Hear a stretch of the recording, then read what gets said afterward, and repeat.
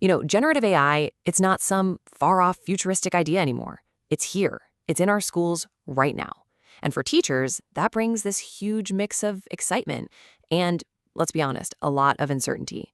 It's a tool that could completely change the game, but it also opens up a whole new can of worms. Okay, let's get into it. This quote from a high school teacher, man, it just perfectly captures the feeling in education today. This isn't just some new app or a new piece of software. It feels like the ground is fundamentally shifting under our feet, and everybody's just trying to find their balance. And here's exactly why we need to be having this conversation like yesterday. A survey from 2023 found that 27% of students are already using generative AI regularly. And for teachers, that number's only 9%. Our students are jumping on this tech 3 times faster than we are. That's a huge gap, and we've got to figure out how to close it. So let's start with the good stuff. What's the big promise here? Well, for a lot of teachers, the dream is simple. It's having a powerful new assistant that can actually help with the crushing workload they face every single day. This quote from a director of digital learning really gets to the heart of it, doesn't it? It's all about one thing: time. Finally, here's something that can actually give time back to teachers. Time that's usually spent on tedious, repetitive stuff can now be used for what really matters: actually connecting with students. So what does this actually look like in the real world? Well, imagine this. You start your lesson prep by brainstorming ideas with a tool like magicschool.ai. Then you pop over to Canva's Magic Design to whip up some amazing custom visuals in just a few clicks. And finally, you take a reading passage and use a tool called Diffit to instantly create different versions for every single reading level in your classroom. A process that used to take hours, now you could knock it out in minutes. And that, oh my goodness, moment is so real. You can just feel the relief and excitement in this teacher's voice. This is where AI becomes a real tool for equity, right? It makes that goal of personalizing learning for every student feel, well, actually achievable. And this is absolutely crucial. We're not talking about replacing teachers here, not at all. The best way to think about this is that AI is the co-pilot. The teacher is still the pilot. They're in charge, they're flying the plane, but now they have this incredibly powerful assistant sitting right next to them, handling the routine stuff and offering support. But, of course, it's not all a dream.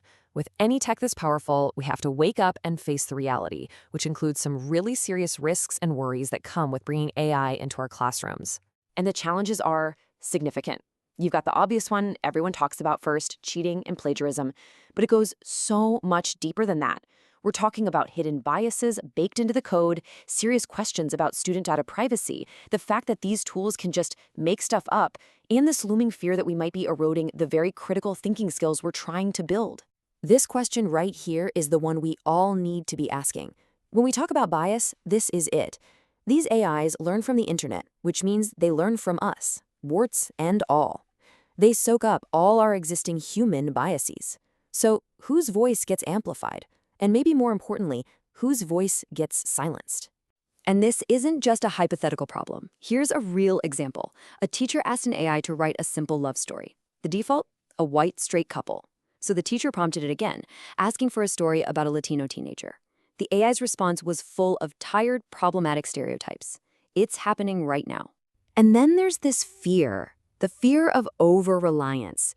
If a student can just ask an AI to write an essay for them, are they actually learning to write? This teacher put it perfectly. Reading and writing are like muscles. If you don't use them, they get weak. So you've got this incredible promise on one hand, and these pretty scary perils on the other. What do we do? What's the path forward? Well, the answer isn't to run away and ban it. The answer is to create a guide for navigating this new world. And that guide is called AI literacy. So what in the world is AI literacy? Well, Digital Promise defines it as the skills we need to critically understand, evaluate, and use these tools safely and effectively. It's not just knowing how to type in a prompt. It's about developing a critical eye, a way of thinking about this technology and its place in our lives. This really helps clarify the roles, doesn't it?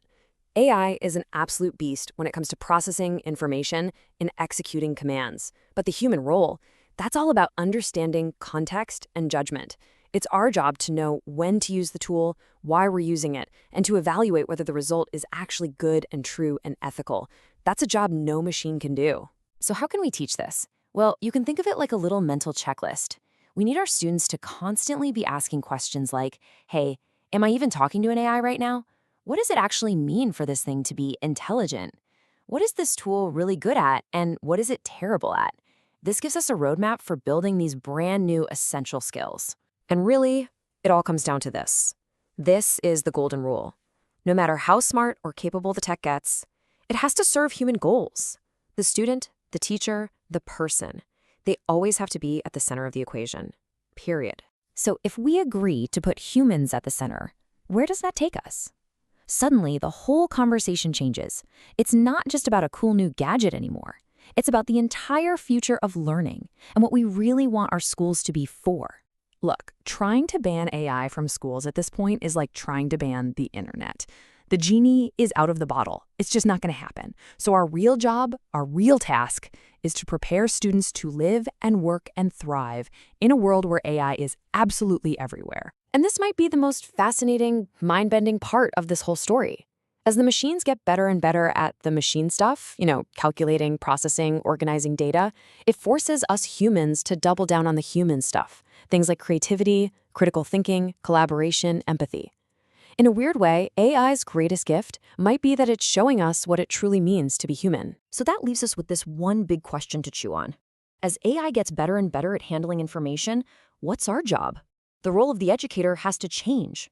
Our challenge and our incredible opportunity is to figure out how we move beyond just teaching information and start teaching wisdom.